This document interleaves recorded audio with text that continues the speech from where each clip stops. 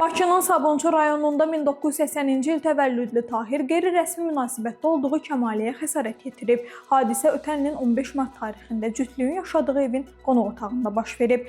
Mübahisə zamanı Tahir masanın üzərində olan televizor pultunu götürərək Kəmalənin baş nahiyəsinə bir dəfə zərbə vurub. Tahir ifadəsində bildirib ki, onlar təxminən 25 ildir qeyri-rəsmi ailə həyatı yaşayırlar və 3 övladları var. Onun sözlərinə görə son vaxtlar aralarında tez-tez mübahisələr olurdu. Hadisə günü qızları Səbinəni həyat yoldaşı Namiq öz evinə aparandan sonra bu məsələ ilə bağlı Kəmaləyə irad bildirib. Qadının nalayıq ifadələr işlətməsinə əsəbləşən Tahir pultu götürərək onun başından vurduğunu deyib.